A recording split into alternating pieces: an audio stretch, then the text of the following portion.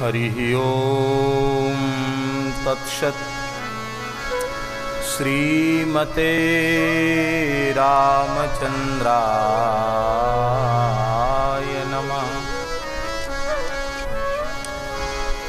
ओम नमः परमहंसास्वादित चरणकमल चिन्मकरंदाय भक्तजनमानस निवासाय श्रीरामचंद्राय वागीशायस्य वदने लक्ष्मीर्यस्य च वक्षसि यस्यास्ते हृदये संवित् तं नृसिंहमहं भजे। विश्वसर्ग विसर्गादिनवलक्षणलक्षितं श्रीकृष्णाख्यं परं धाम जगद्धाम नमामि तत्। प्रह्लाद नारद पराशर पुंडरीक व्यासाम्बरीश शुक शौनक भीष्म दाल्व्यान् रुक्मांगदार्जुन वसिष्ठ विभीषणादीन् पुण्यानिमान् परम भागवतान् नमामि। वाञ्छाकल्पतरुभ्यश्च कृपा सिन्धुभ्य एव च पतितानां पावनेभ्यो वैष्णवेभ्यो नमो नमः। सीतानाथ समारंभां श्रीरामानंदार्य मध्यमाम् अस्मदाचार्य पर्यन्तां वन्दे गुरुपरम्पराम्। अखण्डमण्डलाकारं व्याप्तं येन चराचरं तत्पदं दर्शितं येन तस्मै श्रीगुरवे नमः। नमो गोभ्यः श्रीमतीभ्यः सौरभेयीभ्य एव च नमो ब्रह्मसुताभ्यश्च पवित्राभ्यो नमो नमः। नारायणं नमस्कृत्य नरं चैव नरोत्तमं देवीं सरस्वतीं व्यासं ततो जयमुदीरयेत्। तव तत्त्वं न जानामि कीदृशोऽसि महेश्वर यादृशोऽसि महादेव तादृशाय नमो नमः। भक्त भक्ति भगवंत गुरु चतुर नाम बपुएक इनके पद वंदन किए नाशे विघ्न अनेक। कुंद इंदु समदेह उमा रमण करुणा अयन जाहि दीन परनेह करहु कृपा मर्दन मयन। श्री राम जय राम जय जय राम। श्री राम जय राम जय जय राम। श्री राम जय राम जय जय राम। श्री राम जय राम जय जय राम।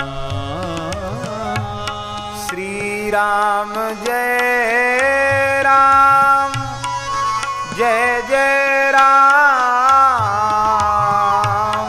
श्री राम जय राम जय जय राम। श्री राम जय राम जय जय राम। श्री राम जय राम जय जय राम। जय राम जय जय राम श्री राम जय राम जय जय राम सीताराम जय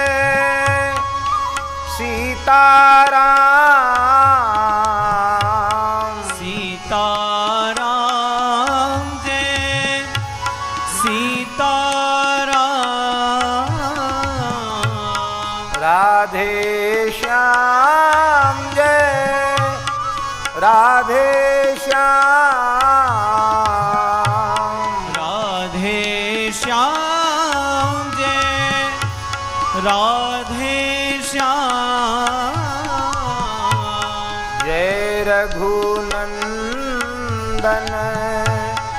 जय सिया राम जानकी वल्लभ सीताराम जय रघुनंदन जय सिया राम जानकी वल्लभ सीताराम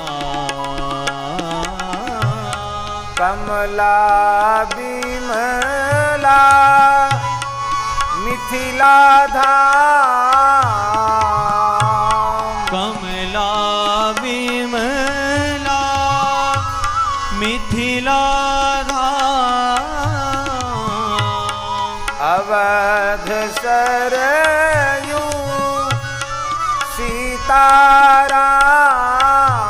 सीताराम अवध सरयू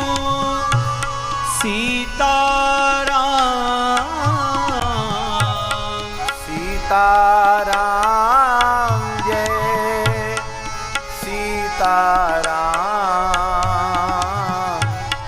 राधे श्याम जय राधे श्याम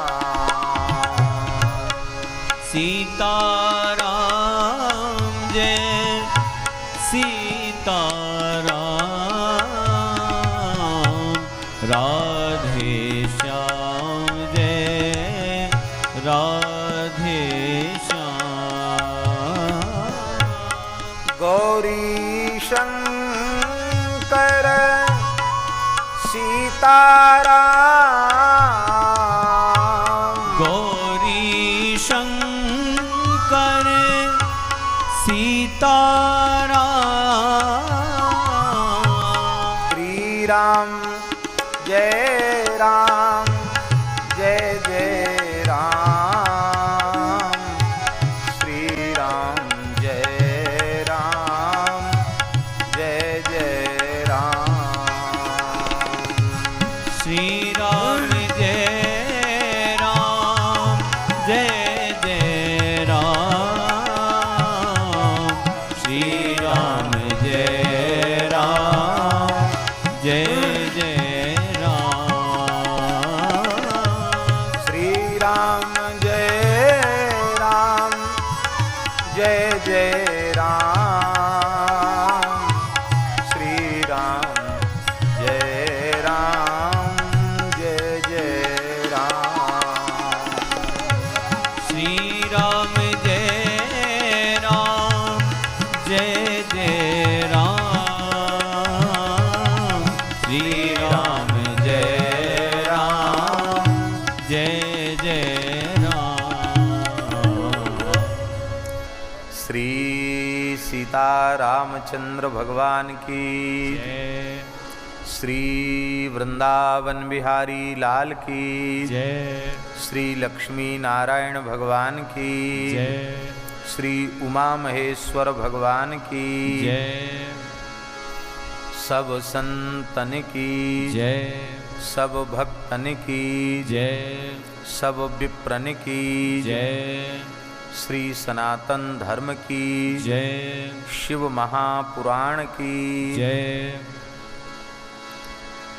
श्री यज्ञेश्वरी जगज्जननी गौ माता की जय। श्री सूरश्याम गोधाम की जय। श्री जड़खोर गोधाम की जय।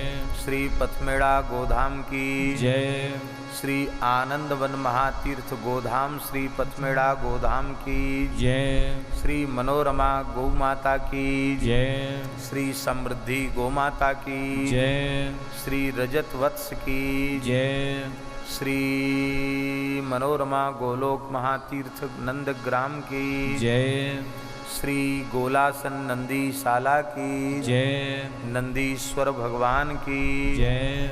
गोपीश्वर महादेव की जय। जय जय श्री राधे।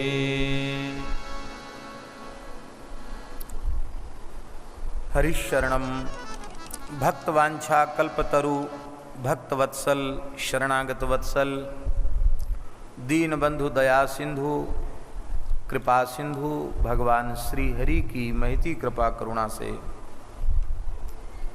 हम आप सब परम पवित्र गो उपासना के महातीर्थ श्री गोधाम पथमेड़ा की इस पवित्र भूमि में सुरभि सत्संग मंडप में इस उपासनात्मक अतिशय दिव्य गो उपासना के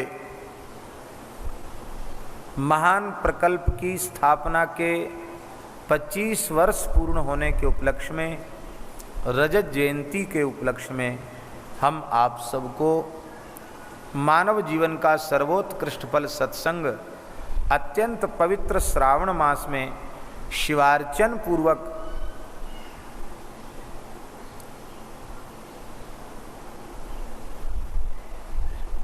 शिव महापुराण के श्रवण का सौभाग्य प्राप्त हो रहा है। यद्यपि कल पार्वती खंड पूर्ण हो चुका है और अभी कथाएं आगे बहुत अवशिष्ट हैं, लेकिन एक प्रकरण को संक्षिप्त रूप से भी कहने का लोभ हम संवरण नहीं कर पा रहे हैं। वर्तमान परिप्रेक्ष्य में यदि यह चर्चा न की जाएगी तो हमें लगता है कि हमारे चित्त को इससे संतोष नहीं होगा।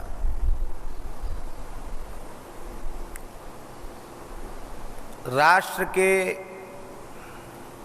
सर्वविध उन्नयन में, उन्नति में, राष्ट्र के सर्वविध उत्कर्ष को सुप्रतिष्ठित करने में योगदान अत्यंत पवित्र गृहस्थ का है। गृहस्थाश्रम की पवित्रता आवश्यक ही है और गृहस्थाश्रम की पवित्रता केवल विवाह करने से और बच्चे पैदा करने से नहीं है। गृहस्थाश्रम की सार्थकता है पति अत्यंत धर्मनिष्ठ सदाचारी हो, एक पत्नी व्रत हो और नारी अत्यंत निष्ठापूर्वक पातिव्रत धर्म का पालन करने वाली हो। इस प्रकार से दाम्पत्य जीवन जब अत्यंत धर्मशास्त्र के अनुकूल होता है तभी दिव्य महापुरुषों का अवतरण होता है।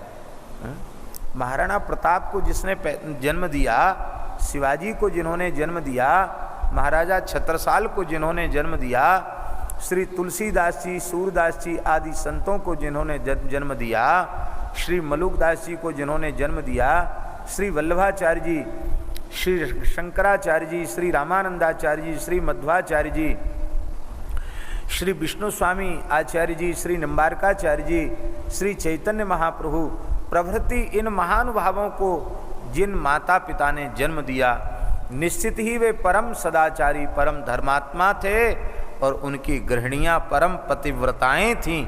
इसलिए इतने उत्कृष्ट महापुरुष इस राष्ट्र को प्राप्त हुए।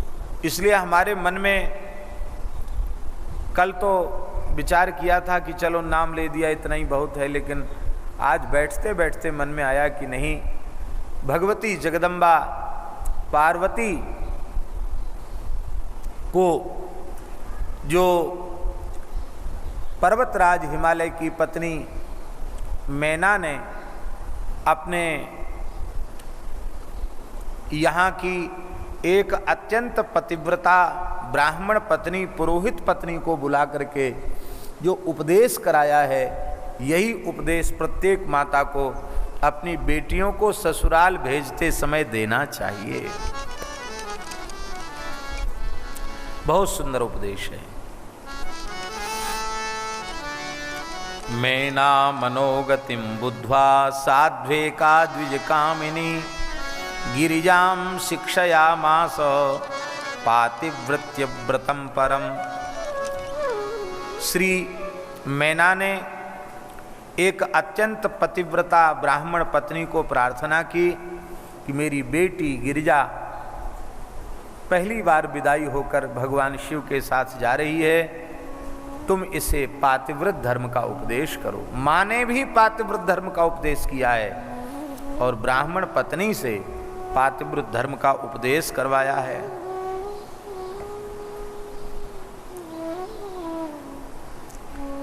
इसमें भी बड़ा रहस्य है। ब्राह्मण पत्नी से उपदेश क्यों कराया? क्योंकि उपदेष्टा जो है वो ब्राह्मण है, उपदेश का अधिकार है उसको, इसलिए उपदेश करवाया। भगवती जगदम्बा पार्वती ने शास्त्र की मर्यादा को सुरक्षित करते हुए अत्यंत श्रद्धापूर्वक उस पतिव्रता ब्राह्मणी को प्रणाम किया और हाथ जोड़कर उसके सन्मुख बैठ गए। द्विजपत्न्युवाच गिरिजे शृणु संप्रीत्या मदवचो धर्मवर्धनम इहा मुत्रानंदकरम शृण्वतांच सुखप्रदम। हे गिरिजे, तुम सावधान होकर हमारी बातों को सुनो। ये मेरे वचन जो स्त्रियां मानेंगी उनका यह लोक भी सुखमय हो जाएगा, उनका परलोक भी सुखमय हो जाएगा। धन्या पतिव्रता नारी नान्या पूज्या विशेषतः पावनी सर्वलोकानां सर्व पापौघनाशनी। क्या बढ़िया श्लोक है, वाह। इस जगत में पतिव्रता नारियां धन्य हैं। इनके अतिरिक्त कोई भी नारी पूजा के योग्य नहीं है। यह पतिव्रताएं स्वयं को तो पवित्र कर लेती हैं, अपने दोनों कुलों को पवित्र कर देती हैं। जिस कुल में जन्म लिया उस कुल को भी पवित्र कर देती हैं, और जिस कुल में वे पाणिगृहीता होकर के गई हैं, बहू बन करके गई हैं, उसको भी वो पवित्र कर देती हैं। वो संपूर्ण पाप राशि को समाप्त करने वाली हैं। हे शिवे, जो स्त्री अपने स्वामी की सेवा, अपने पति की सेवा साक्षात परमेश्वर मान करके करती है, वह अनेक भोगों को भोग करके अंत में पति के साथ उत्तम लोकों में पहुंच जाती है। हे देवी, सावित्री, लोपामुद्रा, अरुंधति, शांडिल्या, शतरूपा, अनुसूया, लक्ष्मी, स्वधा, सती, संज्ञा, सुमति, श्रद्धा, मैना, स्वाहा, न जाने कितनी पतिव्रताएं हैं। विस्तार भय से मैं उनका नाम नहीं ले रही हूं। वो कितनी पतिव्रताएं हैं जिन्होंने संपूर्ण ब्रह्मांड को पवित्र किया है, ऐसा वो पतिव्रता ब्राह्मणी बोल रही है। पातिव्रत धर्म के प्रभाव से ही ये मान्या पूज्या हुई हैं। ब्रह्मा, विष्णु और महेश्वर ने और बड़े बड़े ऋषि मुनियों ने भी इनका सम्मान किया है। इसलिए हे गिरिजे, तुम अपने पति शंकर भगवान की विशेष रूप में सेवा करना। ये भगवान शिव दीनों पर अनुग्रह करने वाले, सबके पूज्य, सबके सेव्य हैं और सज्जनों के गतिदाता हैं। हे पार्वती, पतिव्रताओं का महान धर्म श्रुति, स्मृति, इतिहास, पुराण में भरा पड़ा है। विस्तार से यदि इसका वर्णन किया जाए तो इसका कोई पारावार नहीं है। इसलिए सावधान होकर पातिव्रत धर्म की कुछ सार बातें मैं तुम्हें बता रही हूं। भुंज्यात् भुक्ते प्रिये पत्यौ पातिव्रत परायणा तिष्ठे तस्मिन् शिवे नारी सर्वथा सती तिष्ठति। स्त्री को चाहिए कि जब अपना पति भोजन कर ले तब स्वयं पति भक्ति में परायण होकर के पति का उच्छिष्ट लेकर के भोजन करे। पति खड़ा हो जाए तो बैठी न रहे, खड़ा हो जाए। वह निकट ही पति के रहे, पति के सो जाने पर ही शयन करे और पति के जगने से पहले जग जाए। पति के साथ कभी छल न करे, कभी कपट न करे, निश्छल निष्कपट व्यवहार करे। कभी बिना श्रृंगार के पति के सामने न जाए, सौभाग्य चिन्हों को धारण करके ही पति के सामने जाए। किसी विशेष हेतु से पति परदेश चला जाए तो जब तक वह लौटकर ना आवे तब तक शरीर का श्रृंगार न करे। बाहर स्वेच्छाचारिता पूर्वक घूमने फिरने न जाए, अपने घर में ही रहे, स्वधर्म का पालन करे और अन्य पुरुषों से बातचीत न करे। अपने परिवार में ही जो अत्यंत आवश्यक है उतनी ही चर्चा करे, पति का ध्यान करती रहे। पत्युर्नाम न गृहणीयात् कदाचन पतिव्रता। पतिव्रता स्त्री को अपने पति का नाम नहीं लेना चाहिए। अब तो ऐसी स्थिति है कि यही पता नहीं चलता कि घर के नौकर को बुलाया जा रहा है कि पति को बुलाया जा रहा है। यही पता नहीं चलता कि घर का मुखिया मालिक पत्नी को बुला रहा है या किसी नौकरानी को बुला रहा है। बड़ी दुर्भाग्यपूर्ण परंपरा है। मनु जी महाराज कह रहे हैं इतने लोगों के नाम नहीं लेने चाहिए। आत्म नाम, अपना नाम, गुरुजी का नाम, बड़े कंजूस का नाम है, कंजूस का नाम भी नहीं लेना चाहिए। सीताराम राधे श्याम संकेत करके बुला लो, नाम मत लो, उसका पाप लगता कंजूस का नाम लेने से। अपना नाम मत लो, गुरुजी का नाम मत लो, कंजूस का नाम मत लो। नामातिकृपणस्य च श्रेयस कामो न गृहणीया ज्येष्ठापत्य। अपनी बड़ी संतान का नाम मत लो। और कलत्र माने अपनी पत्नी का नाम न लो। पुरुष को पत्नी का नाम नहीं लेना चाहिए और पत्नी को पति का नाम नहीं लेना चाहिए। सांकेतिक नाम।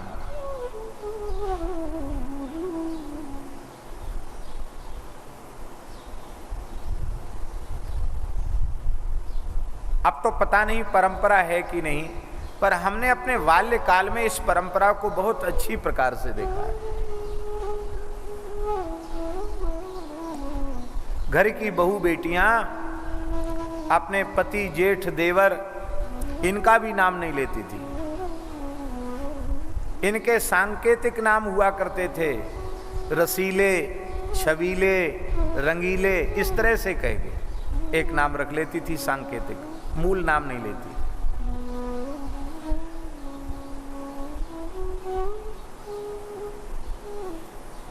हमारे यहां ब्रज में भी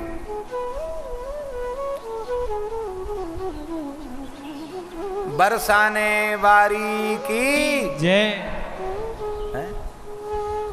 मिथिलेश राज दुलारी की जय, श्री पर्वतराज दुलारी की जय।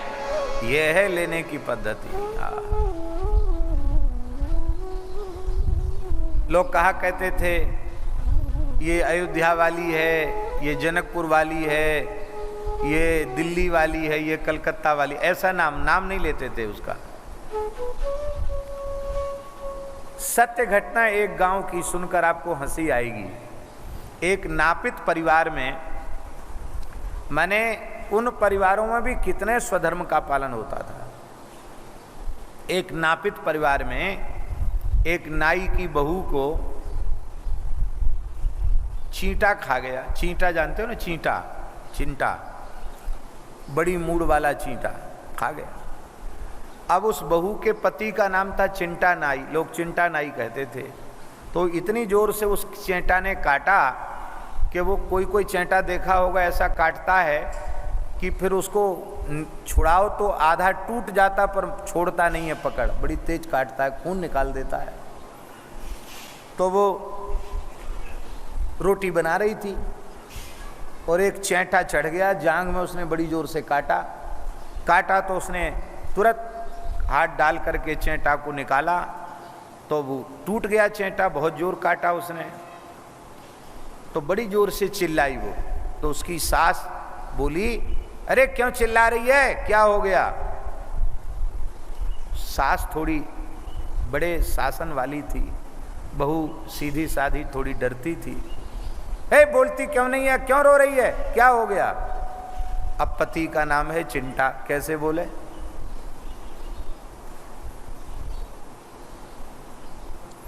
तो बुंदेली में बोली कि मताई कछू न पूछो, चिंटा से बड़े ने खा लो। चींटी से बड़े ने खा लो, माने चिंटी से बड़ा जो होता है चिंटा, उसने खा लिया। चींटी से बड़े ने खा लिया, काट लिया, ये कहा उसने। अब ऐसी बातें गांव में प्रसिद्ध हो जाती हैं। बेचारी बहू जब निकलती तो पता नहीं छोटे बच्चों को कहाँ से पता चल गया। लोग कहते चाची चिंटी से बड़े ने खा लिया, सोई वो नाराज होती, उसको चिढ़ाते। हंसाने के लिए नहीं बोल रहे हैं। ये घटना ये प्रमाणित करती है कि बिना पढ़े लिखे लोग भी आज से 40-50 वर्ष पहले तक कैसी मर्यादा का पालन करते। हमने देखा है बड़ी बूढ़ी माताएं 80 वर्ष की उम्र हो गई है और अधिक आयु हो गई है और उनके पतिदेव चले गए हैं कहीं पूजा पत्री पाठ पूजा में, तो मैंने देखा है वो 4 बजे तक भोजन नहीं करती। क्यों? बोले आपने भोजन क्यों नहीं किया, आप तो बड़ी बूढ़ी हैं। तो वो कहती अब तक वे भूखे नहीं होंगे, अब तक तो उन्होंने खा ही लिया होगा, क्योंकि 4 बजे तक कोई व्यक्ति भूखा नहीं रहता, तब वे भोजन करती। और जब तक वो नहीं आते तब तक एक ही समय आहार लेती। मैंने आंखों से देखा है।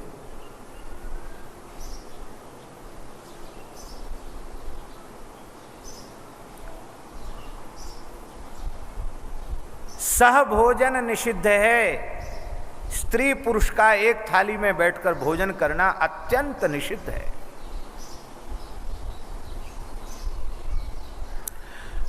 पतिव्रताओं को पति के पश्चात ही भोजन करना चाहिए। और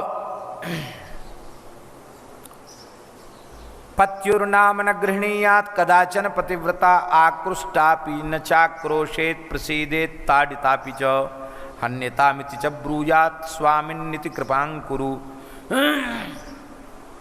पतिव्रता नारी को चाहिए कि कभी पति का नाम न ले।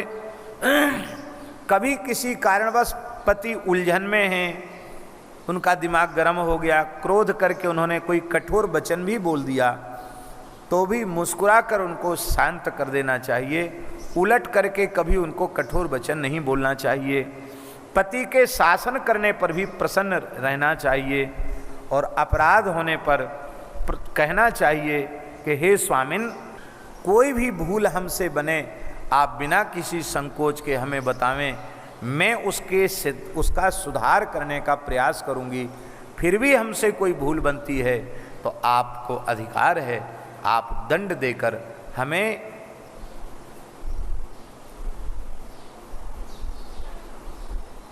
कृतार्थ कीजिए, मेरे ऊपर कृपा कीजिए, ऐसा लिखा है महाराज जी।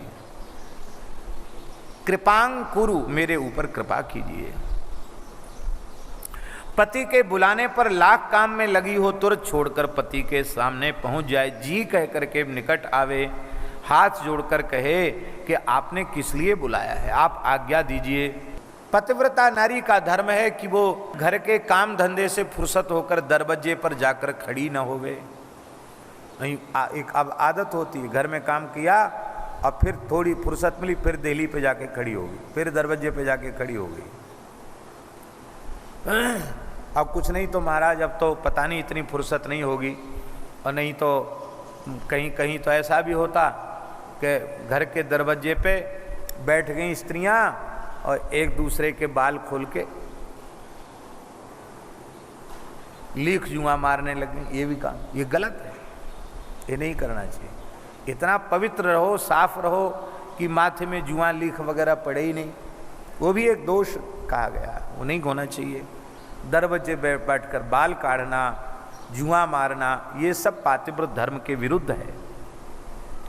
दरवाजे पर खड़ी न हो अधिक देर बिना प्रयोजन के, और न बिना पति के दूसरे के घर में जाए, किसी का भेद लेकर अपने पति के सामने प्रकाशित न करे, पति के आह्निक कृत्य की संपूर्ण सामग्री, पूजा पाठ की सामग्री उनको कहना न पड़े, बिना कहे प्रस्तुत कर दे, पति का हित कैसे होगा यह निरंतर सोचती रहे, और पति की आज्ञा न हो तो तीर्थ यात्रा में भी न जाए, किसी उत्सव अथवा किसी समाज में भी न जाए, क्योंकि जिस स्त्री को तीर्थ यात्रा की इच्छा हो उसके लिए सबसे बड़ा तीर्थ है। यदि पति ने आज्ञा नहीं दी है, पति का रुख नहीं है, तो सबसे बड़ा तीर्थ है पति का चरणामृत लेकर के पान कर ले, भूमंडल के संपूर्ण तीर्थों का सेवन विधि पूर्वक करने का पुण्य उस पतिव्रता को मिल जाएगा। यह दृश्य भी मैंने अपनी आंखों से देखा है कि घर के बड़े बूढ़े लोग किसी पवित्र तीर्थ से लौट करके आए तो उनकी पत्नियों को, हमने वृद्ध माताओं को भी मैंने देखा, थाल में उनके चरण पधरा करके धोकर और पीते हुए हमने अपनी आंखों से देखा है। संपूर्ण भूमंडल के तीर्थों के सेवन का पुण्य उसे मिल जाएगा, इसमें संदेह नहीं है। तस्मिन् सर्वाणि तीर्थार्थनी तु या नारी पति पादोदकं पिबेत, तस्मिन् सर्वाणि तीर्थानि क्षेत्राणि च न संशयः, क्षेत्राणि च न संशयः। भुंज्यात् सभर्तुरुच्छिष्टं मिष्टमन्नादिकं च यत् महाप्रसाद इत्युक्ता पतिदत्तम पतिव्रता। पति प्रदत्त उच्छिष्ट, पति प्रसन्न होकर अपना कुछ जूठन देवें तो पतिव्रता उसे महाप्रसाद मान करके ग्रहण करे। पतिव्रता नारी का धर्म है देवता, पितर, अतिथि, सेवक और गाय और भिक्षुक इनको बिना दिए अन्न का भोजन न करे, क्योंकि पति के गृहस्थाश्रम के धर्म की सुरक्षा की जिम्मेवारी उसकी अधिक है। पति तो उपार्जन के लिए, व्यवहार के लिए बाहर जाएगा, कल कारखाने पे जाएगा या खेती पर जाएगा या नौकरी पर जाएगा, लेकिन अब घर में उसका धर्म नष्ट न हो इसकी सुरक्षा की जिम्मेवारी उसकी पत्नी के ऊपर है। घर में सामान इधर उधर पटक के न रखे, जहाँ देखो वहाँ कचड़े का ढेर लगा हुआ। कई घर ऐसे होते हैं कि देखते ही मन घबरा जाता है, अरे किसी कबाड़ी के यहाँ आ गए क्या, हम कबाड़ खाना जैसे होता है कबाड़ी के समान। ऐसा नहीं, सब सामान ठीक संभाल करके रखे, घर को स्वच्छ करके रखे, लीप पोत करके ठीक रखे घर को, और संयतो पस्करा दक्षा हृष्टा व्यय परांगमुखी। व्यय परांगमुखी पतिव्रता नारी का धर्म है, वह अधिक खर्च न करे, जो खर्च करे पति से पूछकर खर्च करे और थोड़ा कम खर्च करे, बहुत अधिक खर्च न करे, इतना खर्च न कर दे कि पतिदेव बेचारे संकट में पड़ जाएं। और कुर्यात् पत्यनुज्ञाता नोपवासव्रतादिकम् अन्यथा तत्फलम नास्ति परत्र नरकम व्रजेत। पति की आज्ञा लेकर ही उपवास व्रत आदि करे। पति मना करता है कि व्रत, ये व्रत उपवास मत करो, और जबरदस्ती करती है तो उस व्रत उपवास का पुण्य उसे नहीं मिलेगा और नरक जाना पड़ेगा।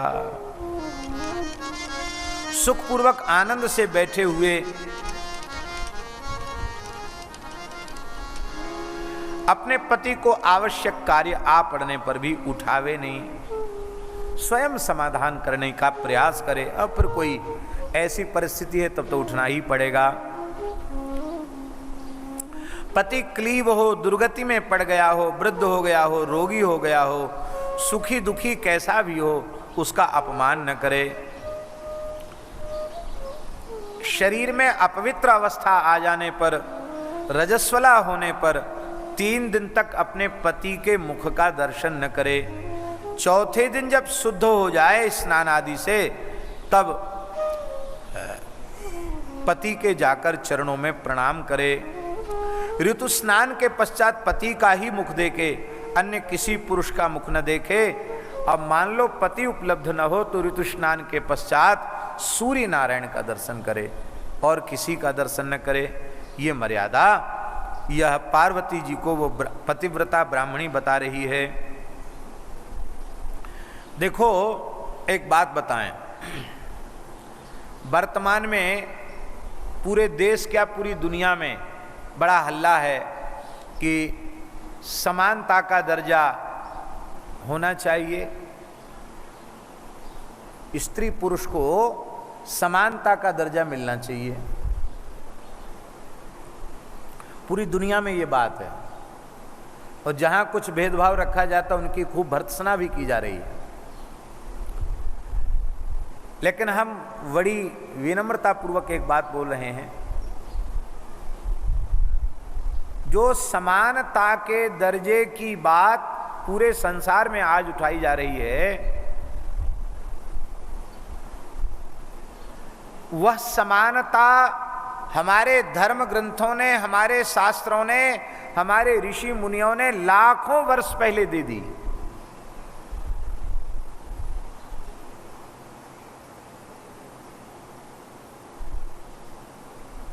एक छोटा सा उदाहरण दें।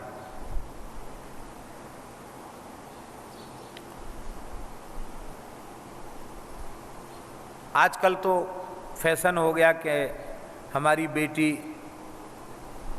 रसोई नहीं बनाएगी, इतनी पढ़ी लिखी है, वो चौका चूल्हा में नहीं जाएगी। बूढ़ी सास बनाओ चाहे नौकर बनाओ, नौकरानी बनाओ, हमारी बेटी जाएगी ससुराल तो रोटी नहीं बनाएगी। फैशन हो गया। नहीं, लोग कहा करते थे, अरे तुम्हारा काम क्या है, रोटी बनाओ, रसोई बनाओ। माताओं से कह दे तुम्हारा क्या काम है, तो रोटी बनाओ। और तुम, हम खाएंगे, हमारा धर्म यही है। आप विचार करो, 4 दिन माताओं को अवकाश के, अच्छा रविवार छुट्टी होती कि नहीं होती आप लोगों की? होती है। सरकारी नौकरी में भी रविवार छुट्टी होती कि नहीं होती? तो किसी किसी महीने में 5 आ जाएं, नहीं तो प्रायः 4 रविवार हर महीने में होते हैं कि नहीं? अरे सप्ताह में एक ही दिन तो रविवार होगा। तो बोलो, पुरुष वर्ग को 4 दिन की छुट्टी है, तो क्या महीने में माताओं को 4 दिन की छुट्टी नहीं मिलनी चाहिए? 4 दिन उनको घर का कोई काम नहीं करना है, एकांत में बैठकर राम राम करना है।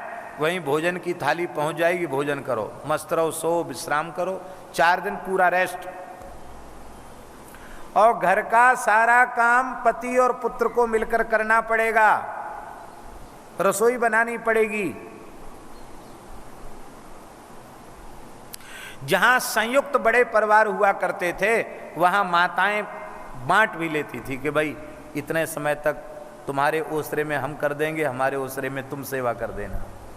लेकिन हमने अपने आंखों से देखा है, पवित्र ब्राह्मणों के घरों में हमने देखा है, ऐसी परिस्थिति आने पर पुरुष वर्ग घर का सारा काम कर रहा है, बर्तन भी मांज रहा है, रसोई भी बना रहा है, सब काम कर रहा है। मैंने आंखों से देखा।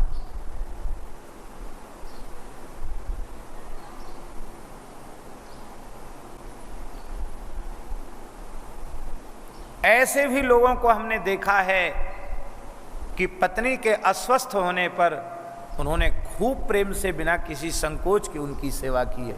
क्यों ना करे, करना चाहिए। पत्नी का धर्म ही नहीं है कि वो पति की सेवा करे। यदि पत्नी के शरीर में अस्वस्थता आ जाती है तो पति का भी धर्म है कि वह प्रेम पूर्वक सेवा करे, क्योंकि अग्नि के सामने, देवताओं के सामने निर्वाह की प्रतिज्ञा की है। आहा, धन्य है, बहुत सुंदर बात। तो अब देखो, पूरी दुनिया में आप बताओ, हिंदू धर्म के अतिरिक्त ऐसी व्यवस्था कहीं है कि घर का काम पुरुष वर्ग को भी करना पड़े? ऐसी व्यवस्था नहीं है। ऐसी व्यवस्था हिंदू सनातन धर्म में है। पूरी दुनिया में पति के समान अधिकार पत्नी को प्राप्त नहीं है, किसी धर्म मत पंथ में। और हमारे यहाँ पंडित जी गए अयोध्या, काशी, वृंदावन पढ़ने के लिए, कितने विषय से आचार्य किए, तब लोगों ने कहा पंडित जी, क्या कहा उनको? पंडित जी। और पंडितानी कहीं नहीं गई पढ़ने, सब लोग कहने लगे पंडितानी लो, बिल्कुल पढ़ी लिखी कुछ नहीं, एक श्लोक भी कंठस्थ नहीं, कहते पंडितानी आओ, पंडितानी जी आओ। MBBS और MD और जाने कौन कौन सी डिग्री लेके पति बने डॉक्टर, और भले ही एक गोली का नाम याद न हो, इंजेक्शन कैसे लगाया जाता है, कहाँ लगाया जाता है, इसका भी बोध न हो, तो भी डॉक्टर के साथ पाणी ग्रहण होते ही वो बन गई डॉक्टरनी। शेठ जी दिन रात मेहनत करके सेठ बने हों, व्यापारी बने हों, हैं, और वो महाराज कुछ नहीं किया उन्होंने, खाली सेठ जी से उनका पाणी ग्रहण हो गया, वो सिठानी बन गई। राजा ऐसे ही थोड़े कोई बनता है, पर राजा से पाणी ग्रहण होते ही वो रानी बन गई। पूरी दुनिया में ऐसी व्यवस्था है कहीं? नारी जगत का जितना समादर वैदिक सनातन हिंदू संस्कृति में है, उतना समादर कहीं नहीं है। ये तो बहुत अच्छे दिन इस देश में आए कि एक साहसपूर्ण कार्य सरकार ने किया, नहीं तो मुस्लिम परिवार की जो देवियां हैं उनकी बड़ी दुर्दशा थी। 3 तलाक बिल विधेयक पारित हुआ, कानून बना, इससे मुस्लिम समाज की नारी शक्ति का सम्मान हुआ, होना चाहिए था। पर आज भी कितने लोग ऐसे हैं कि नारी जाति के प्रति किए गए न्याय को हमारे धर्म और हमारी परंपरा का उल्लंघन किया जा रहा है, इसकी दुहाई देकर के विरोध कर रहे हैं।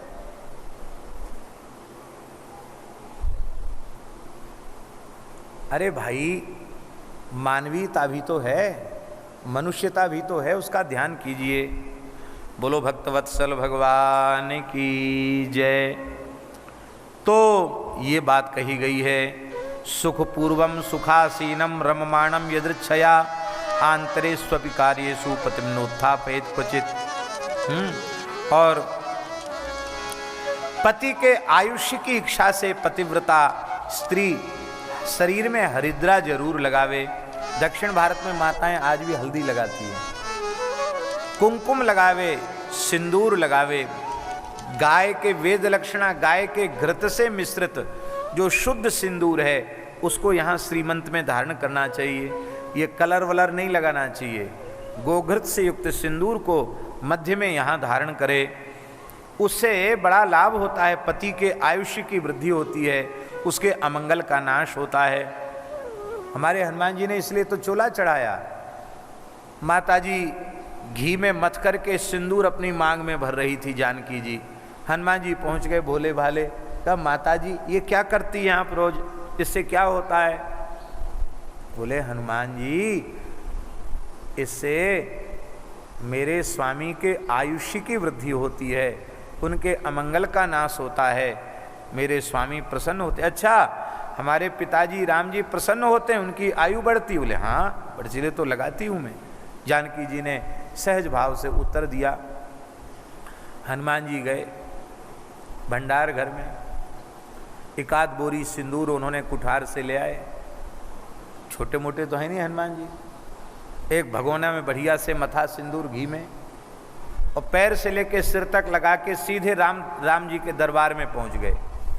अब इस विलक्षण वेश में हनुमान जी को देखकर राम जी बहुत हंसे, ठहाका लगा के हंसे, सब हंसने लगे। राम जी बोले देखो माता जी बिल्कुल ठीक कह रही थी कि इसको लगाने से राम जी प्रसन्न होते हैं। आज कितने प्रसन्न भये हैं, और अब तो इतने प्रसन्न भये तो राम जी की बहुत आयु बढ़ गई, बहुत कीर्ति बढ़ गई, बहुत प्रसन्न होकर नाचने लगे। राम जी ने कहा हनुमान जी आज मंगलवार है, आपने संपूर्ण श्रीअंग पर सिंदूर धारण किया है, इस तिथि को जो आपको सिंदूर अर्पित करेंगे घृत मिश्रित, उनके संपूर्ण अरिष्ट समाप्त हो जाएंगे और मैं प्रसन्न हो जाऊंगा। तब से हनुमान जी को चोला चढ़ने लग गया। तो देखो ये है, ये बाजार के कलर वलर मत नहीं लगाना चाहिए। माताएं बाजार के कलर लगाती वो ठीक नहीं है, और ये टुकली बिंदी बाजार की खरीद के लगाना भी ठीक नहीं है। कुमकुम जो शुद्ध रोली है उसी से मध्य मस्तक पर बिंदु रखना चाहिए, और सिंदूर और घृत मिश्रित अपने सीमंत में धारण करना चाहिए, मांग भरना चाहिए। और महाराज जी काजल नित्य नेत्रों में लगावे, कुरुपासक तांबूल मांगलिक आभूषण, केशों का संस्कार, केश पास बनाना, हाथ में कंगन, कानों में कर्णफूल और नासिका में नथ, ये सौभाग्य के चिन्ह हैं, इनको अवश्य धारण करना चाहिए। और जो स्वेच्छाचारिणी स्त्रियां हैं उनका कभी पतिव्रता को संग नहीं करना चाहिए। न रजक्या न बंधक्या तथा श्रमणया न च दुर्भगया क्वापि सखित्वं कारयेत् क्वचित्। रजकी, बंध्या, व्यभिचारिणी और महाराज जी श्रमणया, घर द्वार छोड़ के साधु सन्यासी हो गई हों, उन माताओं का संग भी पतिव्रताओं को नहीं करना चाहिए। हाँ, सन्यासिनी इन स्त्रियों से मित्रता न करे। जो स्त्री अपने पति से द्वेष करती हो, गाली देती हो, अपमान करती हो, ऐसी स्त्री से बातचीत भी कभी न करे, कभी अकेले न रहे, कभी निर्वस्त्र होकर स्नान न करे, और ओखल, मूसल, बुहारू माने झाड़ू, सिल, लोढ़ा, इन पर कभी पैर न रखे। पैर छू जाए धोखे से तो हाथ से स्पर्श करके प्रणाम करे। देहली पर न कभी खड़ी होवे, न देहली पर कभी बैठे, क्योंकि देहली भगवान नृसिंह का आसन है। हाँ, केवल एकांतिक क्षण में, प्रजोत्पत्ति के काल में, रति काल में वह अपने पति से धृष्टता करे तो उसका धर्म नष्ट नहीं होगा, अन्यथा सदा मर्यादा में ही पत्नी को, पतिव्रता नारी को रहना चाहिए। पति के प्रेमी को ही अपना माने, पति के विरोधी को अपना न माने।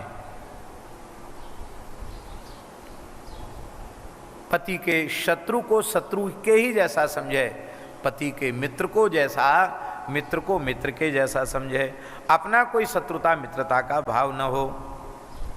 अब तो महाराज रोज ऐसी घटनाएं अखबारों में आ रही हैं कि पत्नी ने अमुक से मिलकर पति की हत्या करवा दी और पति ने अमुक से मिलकर पत्नी की हत्या करवा दी। ये स्थितियां बन रही हैं, बड़ी दुखद स्थिति है।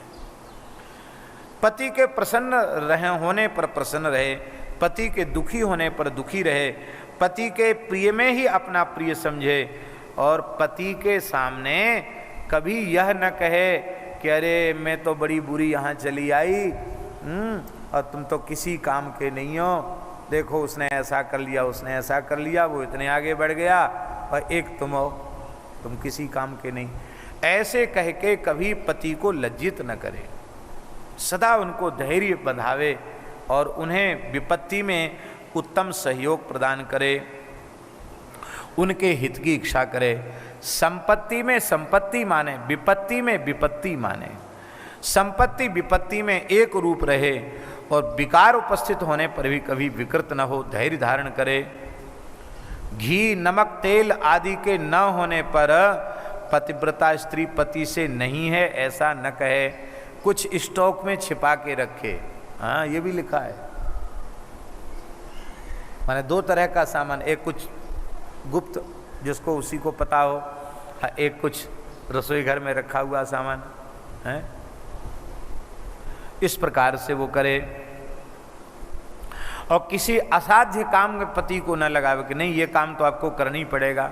पति कहे महाराज मेरी हिम्मत नहीं है करने की, अरे कोई बात नहीं, चढ़ जाओ सूली पर, भगवान भला करेंगे, ऐसा उसको कभी ऊपर न चढ़ावे। ठीक प्रेम से जो काम वो कर सकते हो अच्छी प्रकार से वैसे ही काम में लगावे।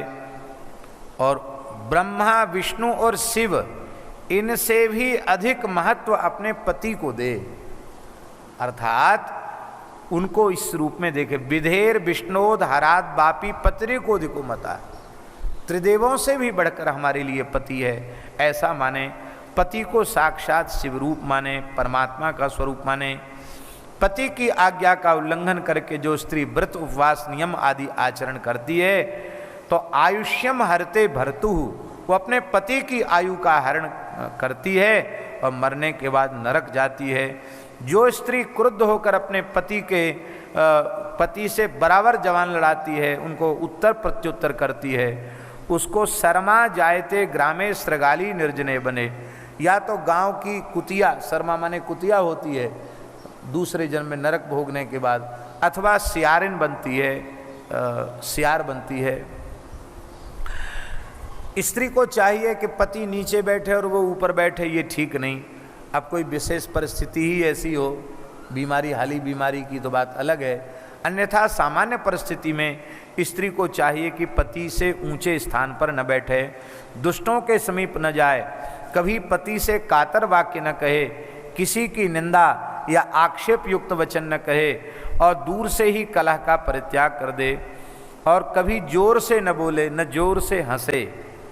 पति को बाहर से आया हुआ देखकर मुस्कुराते हुए सामने पहुँचे और उनके पहले चरण धोए, भीतर ले आवे, उनको फिर जल पिलावे, पाद संवाहन आदि करे मीठे वचन से।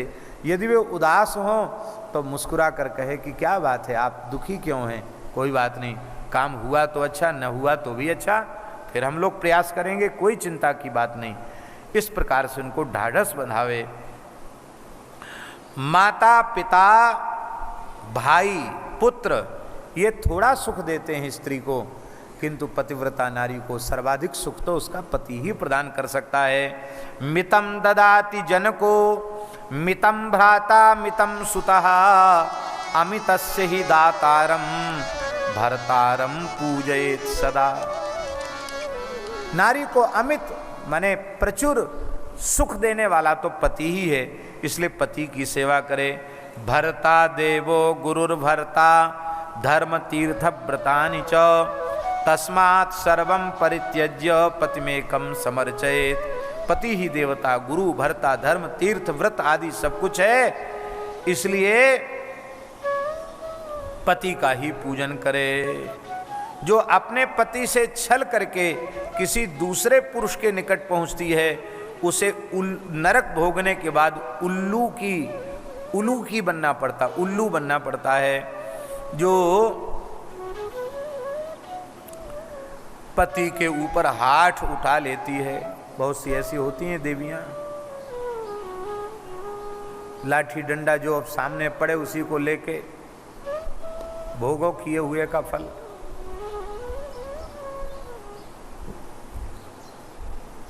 नाम लेंगे तो ठीक नहीं है। एक गांव की घटना है, एक व्यक्ति ने बुढ़ापे में विवाह किया। अब वो तो थे लगभग 50-60 वर्ष के रहे होंगे और उनकी पत्नी 20 वर्ष की थी।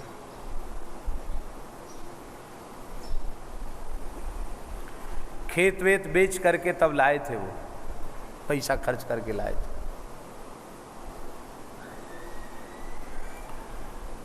और ठाकुर जी ने कृपा की, उनके पुत्र भी हो गया, लेकिन वो तो हो गए बेचारे बूढ़े, पत्नी तो एकदम युवावस्था में थी। और वो पत्नी बड़ी तेज स्वभाव की थी और वो महानुभाव भी तेज ही थे, तो वो अपना रौब कुछ जमाते तो उसने फिर अंत में क्या करना आरंभ किया कि उनको बांध देती, फिर पिटाई करती। तो वो बड़ी जोर से चिल्लाते, अरे मार दिया, बचाओ बचाओ बचाओ। और उन्होंने कहा कि बुढ़ापे में विवाह का पूरा सुख राम जी हमको दे रहे हैं। अरे भाई, विवाह भी समय से करना चाहिए। यदि आप गृहस्थाश्रम में जाना चाहते हैं तो 25 वर्ष की आयु तक तो विवाहित हो ही जाना चाहिए पुरुष को। अब 30-35 साल हो गए, अब कब तो तुम्हारा ब्याह होगा, कब संतान होगी, और तुमसे एक कदम आगे ही रहेगी तुम्हारी संतान। तुमने 30-35 साल में ब्याह किया तो वो कम से कम 5-7 वर्ष तो आगे जाएगी। तब आपको अपने बेटे के ब्याह का सुख तो मिलेगा नहीं देखने को, और पोता तो देखने को मिलेगा ही नहीं। पोता जो दादा या बाबा बोलता है वो सुख तुमको मिलने वाला नहीं। इसलिए भैया 25 साल की उम्र तक ब्याह कर लो, इससे ज़्यादा लंबी प्रतीक्षा नहीं करनी चाहिए, ऐसा भी लिखा है महाराज। तो जो पति को प्रहार करती है उसको व्याघ्री माने शेरनी बनती है वो नरक भोगने के बाद। पति को छोड़कर अन्य से कटाक्ष करती है वो केकराक्षी बनती है। और जो पति को बिना दिए मिष्ठान्न खा लेती है वो गांव की सुअरिया बनती है या बकरी बनती है। इस तरह से उस योनि में चली जाती है। और जो पति को तू तड़ाक करके बोलती है वो गूंगी हो जाती है। जो सौत से डाह करती है वो बार बार विधवा होती है।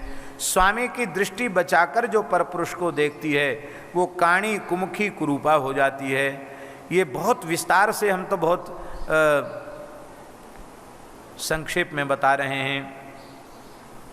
कहते सा धन्या जननी लोके सधन्यो जनक पिता धन्यस्य च पतर्यस्य गृहे देवी पतिव्रता। लिख लो ये श्लोक, इतना प्यारा श्लोक है। यदि आपके घर में पतिव्रता स्त्री है तब आप उत्तम गृहस्थ कहलाने के अधिकारी हैं। यदि आपके घर में पतिव्रता स्त्री नहीं है तो चाहे जितने अरबपति खरबपति हों, आपसे अभागा संसार में कोई दूसरा व्यक्ति नहीं है। आप भाग्यशाली तभी हैं, भले ही निर्धन हो, आपकी गृहिणी पतिव्रता हो। आहा, धन्यासा जननी लोके। इस श्लोक में वो माता धन्य है, वो पिता भी धन्य है, वो पति भी धन्य है जिस घर में कोई पतिव्रता नारी निवास कर रही है। आहा, जिस घर में पतिव्रता नारी निवास करती है धरती के संपूर्ण तीर्थ उस घर में निवास करते हैं, संपूर्ण देवता उस घर में निवास करते हैं। महाराज ये है महिमा। पितृवंश्या मातृवंश्या पतिवंश्या स्त्रयस्त्रया पतिव्रताया पुण्येन स्वर्गे सौख्यानि भुंजते। यदि पतिव्रता नारी है तो पातिव्रत के पुण्य से उसके पिता माता का वंश भी स्वर्ग का अधिकारी हो जाता है, पति का वंश भी स्वर्ग का अधिकारी होता है। वो जिसकी बेटी है ना उसका पक्ष माने उसकी माता का जो पक्ष है, नाना का पक्ष, वो भी स्वर्ग का अधिकारी है और पिता का पक्ष भी अधिकारी है और पति के पूर्वज भी स्वर्ग के अधिकारी होते हैं। और जो स्त्रियां पातिव्रत धर्म से शून्य होती हैं वो अपने माता का कुल भी डुबाती हैं, पिता का कुल भी डुबा देती हैं और पति का कुल भी डुबा देती हैं। शील भंगेन दुर्वृत्ता पातयन्ति कुलत्रयम् पितुर्मातुस्तथा पत्युरिहा मुत्रापि दुःखिता। पापतिव्रतायाश्चरणो यत्र यत्र स्पृशेत् भुवं तत्र तत्र भवेत् साहि पापहन्त्री सुपावनी। जहाँ जहाँ पतिव्रता माता के चरण पड़ते हैं वहाँ की पृथ्वी पवित्र हो जाती है। आहा, सूर्य चंद्रमा वायु वो भी अपने पतिव्रता के लिए पतिव्रता नारी का स्पर्श करते हैं, अन्य किसी कारण से स्पर्श नहीं करते हैं। हवा इसलिए छूती है पतिव्रता को मैं पवित्र हो जाऊं। सूर्य अपने किरण से डालते हैं कि मैं पवित्र होता हूं। चंद्रमा इसलिए शीतल देते हैं मैं पवित्र हो जाऊं। आहा, पतिव्रता के स्पर्श से मेरी जड़ता नष्ट हो जाएगी। भार्या मूलम गृहस्थस्य भार्या मूलम सुखस्य च भार्या धर्म फलावाप्त्यै भार्या संतान वृद्धये। पतिव्रता नारी को ही भार्या कहते हैं, जो सबके भरण पोषण में दक्ष हो। वो गृहस्थ का मूल है, भार्या ही सुख का मूल है। धर्म का मूल है, संतान वृद्धि का मूल है।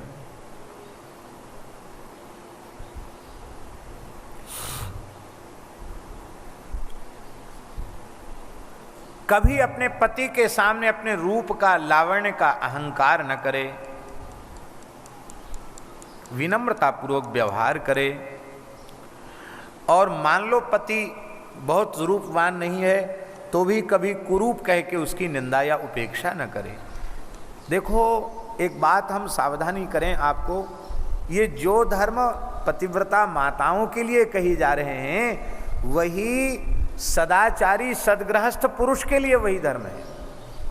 उसका भी यही धर्म है कि वो अपनी पत्नी की निंदा न करे, हैं भले ही रूपवान नहीं है तो भी उसको न कहे कि अरे तू देख ले, अपना दर्पण में मुड़ा देख ले, तू कैसी लग रही है, हैं इस तरह से उसकी निंदा न करे। और इस तरह से पवित्र गृहस्थाश्रम, यह उनका जीवन भी पवित्र हो जाता है, मरने के बाद भी उनको उत्तम लोक होते हैं, प्राप्त होते हैं। देव कर्म, पितृकर्म, अतिथि कर्म, यज्ञ कर्म, ये बिना भार्या के फलवान नहीं होते। उसी को गृहस्थ कहते हैं जिसके घर में पतिव्रता का निवास है। अन्य स्त्रियां तो जरा राक्षसी के समान पुरुष को ग्रसती रहती हैं। यथा गंगावगाहेन शरीरम पावनम भवेत तथा पतिव्रताम दृष्ट्वा सकलम पावनम भवेत। क्या बढ़िया श्लोक है, वाह। जैसे गंगा स्नान से व्यक्ति निष्पाप हो जाता है, पवित्र होता है, ऐसे ही पतिव्रता नारी का दर्शन करके मनुष्य पवित्र हो जाता है। गंगा के स्नान से पवित्र होता है और पतिव्रता का दर्शन हो जाए तो पवित्र हो जाता है। हाँ, क्या महिमा है।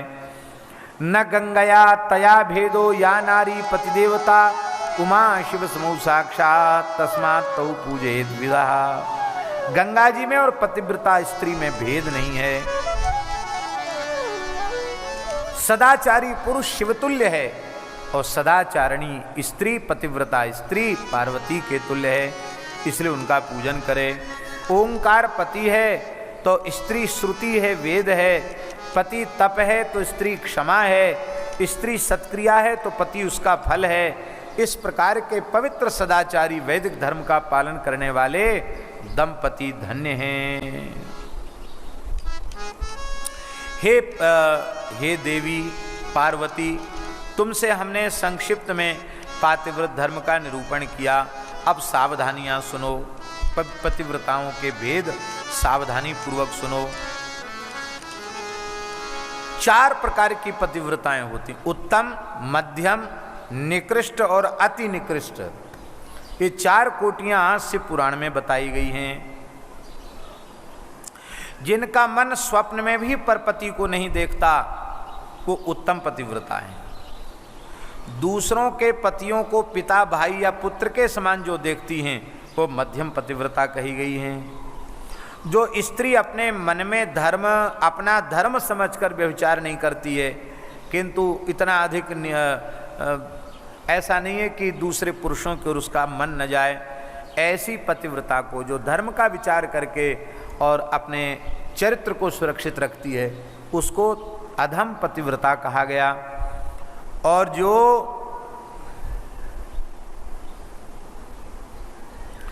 मन में इच्छा रहते हुए भी पति और कुल के भय से व्यभिचार नहीं करती है कि हमको निकाल दिया जाएगा, मार पिटाई होगी, हमारा तिरस्कार होगा, हमारी बदनामी होगी, इस भय से जो अपने आप को संभाल कर रख लेती है वो अति निकृष्ट पतिव्रता है। सर्वोत्तम पतिव्रता होनी चाहिए। हे पार्वती, पातिव्रत के प्रभाव से अत्रि, प्रिया, अनुसुईया ने तीनों देवताओं को अपना पुत्र बना लिया था। बोलो दत्तात्रेय भगवान की।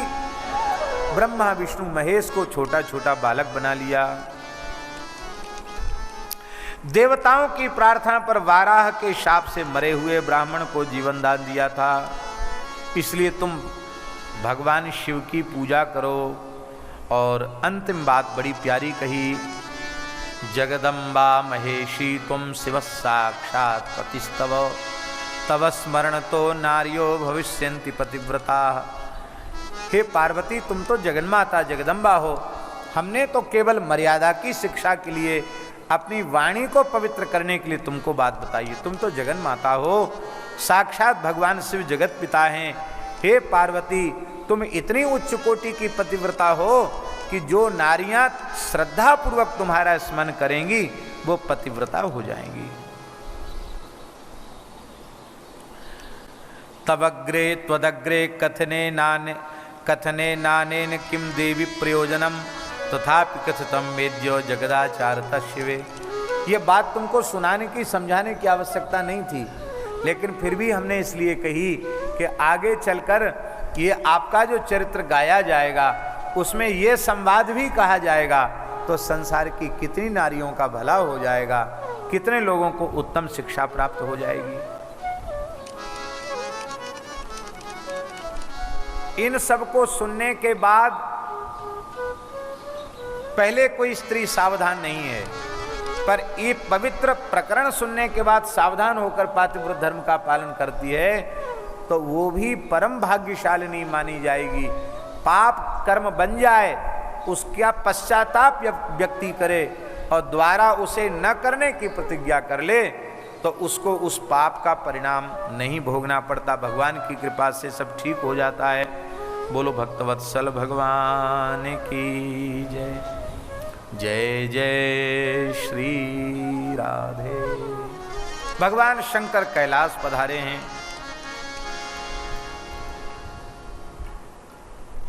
बड़ा पवित्र चरित्र है।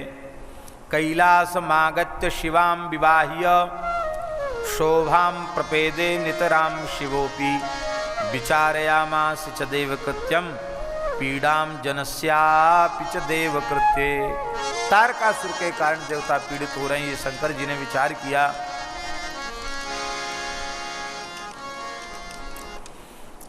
दिव्य 1,000 वर्ष तक भगवान शिव ने भगवती पार्वती को आनंदित प्रदान किया। दुर्गांग स्पर्श मात्रेण लीलया मूर्छित शिवा मूर्छिता सा शिव स्पर्शात बुबुधेन दिवांशम। 1,000 वर्ष किस प्रकार से देवताओं के सहस्त्र व्यतीत हो गए नहीं कहा जा सकता, क्षण के जैसे व्यतीत हो गए। देवताओं ने ब्रह्मा जी से प्रार्थना की, महाराज तारकासुर का उपद्रव बढ़ता चला जा रहा है, भगवान शिव के कोई संतान अब तक नहीं हुई है, क्या करें कैसे करें।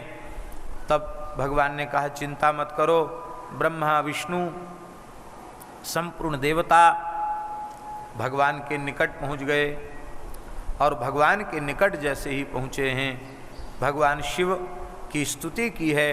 भगवान शिव कंदरा से बाहर पधारे हैं और यज्जातम तज्जातमेव प्रस्तुतम श्रुतामराः शिवरेतस्खलितम शिवरेतस्खलितम वीर्यम को गृहीष्यति मेधुना। भगवान शिव ने कहा, हे देवताओं, हम संतान उत्पत्ति का संकल्प कर ही रहे थे, तब तक तुम लोगों की आर्त पुकार हमारे कान में पहुंच गई। अब मेरा अमोघ तेज अपने स्थान से प्रचलित होकर भूमि प्रकट होने वाला है, कौन ब्रह्मांड में उसे धारण करेगा। भगवती जगदम्बा पार्वती के अतिरिक्त कोई उसे धारण नहीं कर सकता। अब तो महाराज भगवान शिव का अमोघ तेज इस पृथ्वी पर गिरा और देवता व्याकुल हो गए। उस समय अग्नि देवता ने कपोत रूप धारण करके उसको ग्रहण किया, किंतु अग्नि भी भगवान शिव के अमोघ तेज को पचा नहीं सके, वे अत्यंत जलने लगे, व्याकुल हो गए। तब श्री अग्नि ने, बोलो भक्तवत्सल भगवान की। यहाँ पार्वती जी ने देवताओं को शाप भी दे दिया, तुमने मेरी संतान उत्पत्ति में बाधा की है, इसलिए तुम्हारे अब कोई संतान नहीं होगी। तो पहले जो हो गई सो हो गई, परिवार नियोजन हो गया देवताओं का। नहीं तो 33 करोड़ के बढ़ के तो अब तक जाने 33 अरब हो जाने चाहिए थे, वो उतने ही के उतने हैं, न कम न ज़्यादा। तो ये पार्वती जी ने उनको श्राप दे दिया। अग्नि को कहा तू सर्वभक्षी हो जा। अग्नि दुखी हो गए बेचारे। तो भगवान शिव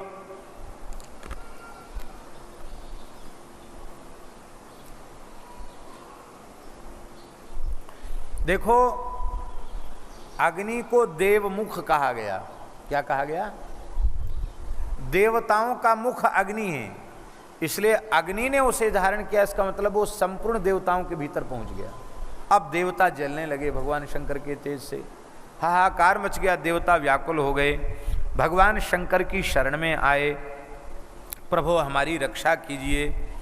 भगवान शिव ने कहा कि मेरा अमोघ तेज उसे इस ब्रह्मांड में कोई देवी देवता भी धारण करने में समर्थ नहीं है। तब देवताओं ने योग बल से उसका वमन किया। वो अत्यंत दिव्य स्वर्णिम आभा वाला तेज भूमि पर गिरते ही पर्वताकार हो गया, अंतरिक्ष का स्पर्श करने लग गया। देवता अत्यंत सुखी हो गए, भगवान की उपासना करने लगे। अग्नि ने कहा महाराज मेरी जलन तो खत्म नहीं हो रही, देवताओं की जलन तो खत्म हो गई। बोले तुम किसी सुलक्षणा स्त्री में इस तेज को स्थापित करो और तब तुम सुखी हो पाओगे। भगवान शंकर को वह तेज भला अग्नि किसमें स्थापित करते। एक बार अग्नि प्रचंड हो रहे थे और कुछ पतिव्रताएं सप्तऋषियों की पत्नियां, वे माघ महीना था, स्नान करके गंगा जी में आ रही थी, ठंड से ठिठुर रही थी। उनमें 6 ऋषि पत्नियां तो अग्नि के पास पहुंच गई, लेकिन अरुंधति नहीं पहुंची। अरुंधति ने कहा कि नहीं, मुझे इसमें कोई देवताओं की माया लगती है, यहाँ अग्नि क्यों प्रज्वलित हो रही है, मैं नहीं जाती। वो नहीं गई। बाकी 6 ऋषि पत्नियां गईं, तो वो अग्नि को तापा उन्होंने, तो अग्नि ने अपने शिव तेज को उनके रोमकूपों के माध्यम से उनके भीतर प्रतिष्ठित कर दिया।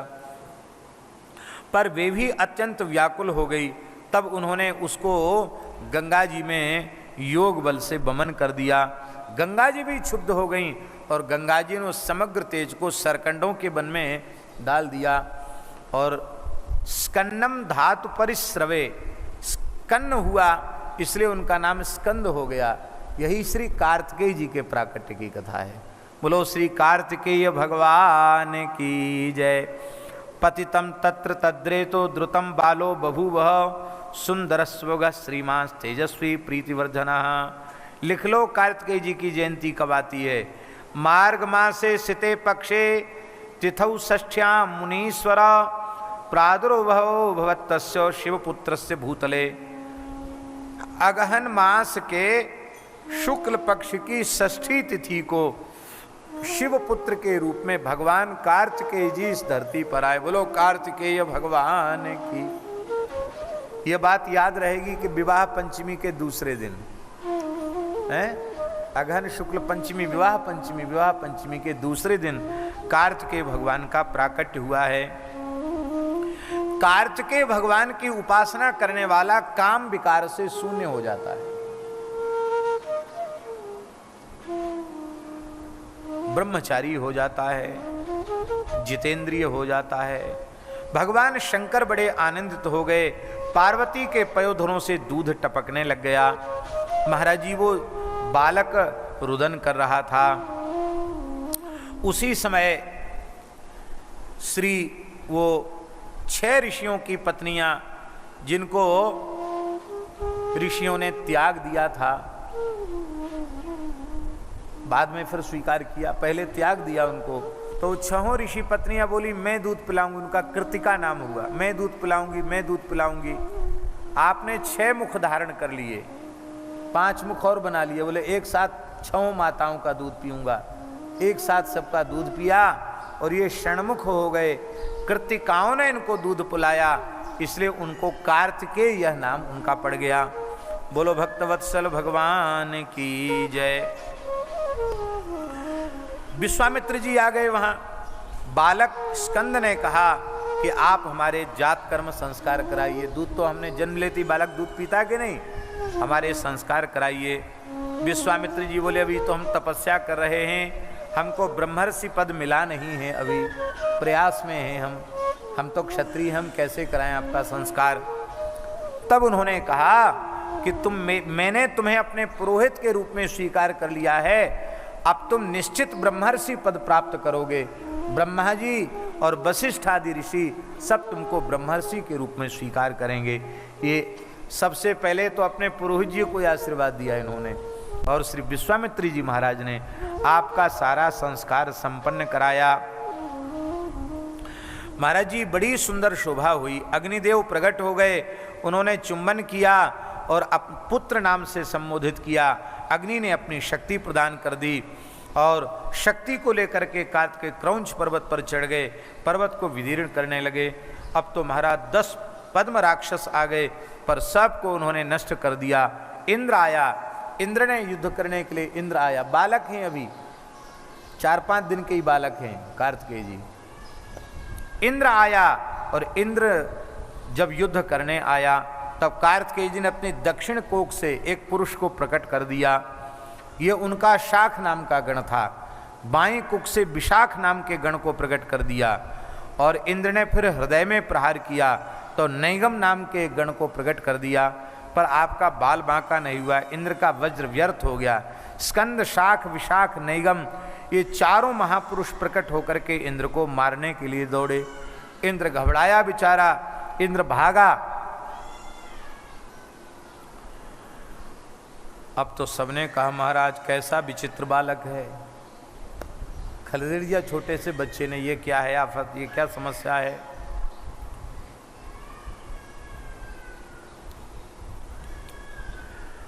कार्तिकेय जी की माताएं कृतिका भी मानी गई, पार्वती भी मानी गई, गंगा जी भी माता मानी गई, धरती भी माता मानी गई। ऐसा जिसने इनका पोषण किया, जिन्होंने इनके जन्म में जिन जिन का सहयोग हुआ, सबके सब देवता कहे गए इनके।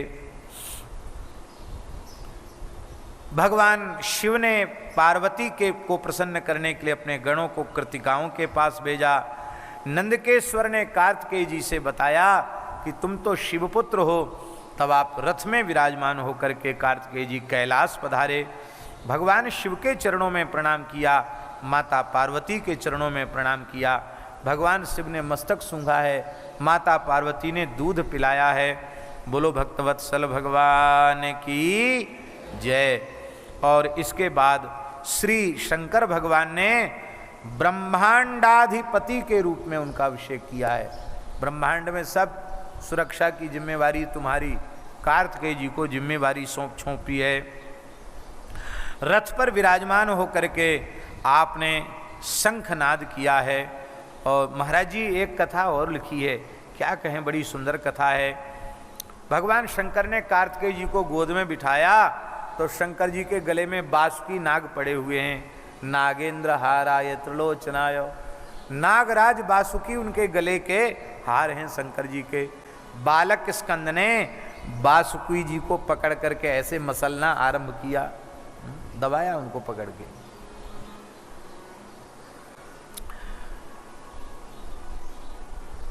बेचारे नागराज बासुकी भी कुछ नहीं कर सके, परेशान हो गए। शंकर जी ने फिर हाथ से छुड़ाया इनके, जैसे बच्चे पकड़ लेते ना कोई चीज। ब्रह्मा जी बोले चलो कोई बात नहीं, बालक को हमारी गोद में दो। तो महाराज ब्रह्मा जी की दाढ़ी पकड़ के खींचने लगे, तब शंकर जी ने बड़े प्रेम से उनको छुड़वाया। ऐसी विलक्षण विलक्षण सुंदर लीलाएं हैं। ब्रह्मा जी ने यज्ञोपवीत दिया, वेद और वेद माता गायत्री ने कमंडल दिया, ब्रह्मास्त्र दिया, शत्रुनाशिनी विद्या प्रदान की। इंद्र ने ऐरावत नाम का हाथी प्रदान कर दिया, वज्र प्रदान कर दिया, ऐसे सबने दिया। और गरुड़ जी ने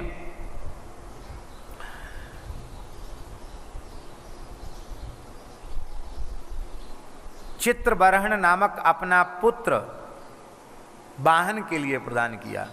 गरुड़ जी का पुत्र है मयूर चित्रवाहन, ये मयूर वाहन तब से ये हो गए। और अरुण ने अपने चरणों से युद्ध करने वाला, गरुड़ के बड़े भैया अरुण है ना, उन्होंने चरणों से युद्ध करने वाला एक ताम्रचूड़ नाम का मुर्गा दिया। ये युद्ध में तुम्हारी सहायता करेगा, युद्ध करेगा। ब्रह्मांडाधिपतित्वं ही ददौ तस्मै मुदा हरि चकार तिलकम तस्य समानर्च सुरैः सह। भगवान नारायण ने उनको ब्रह्मांडाधिपति के पद पर उनको अभिषिक्त कर दिया।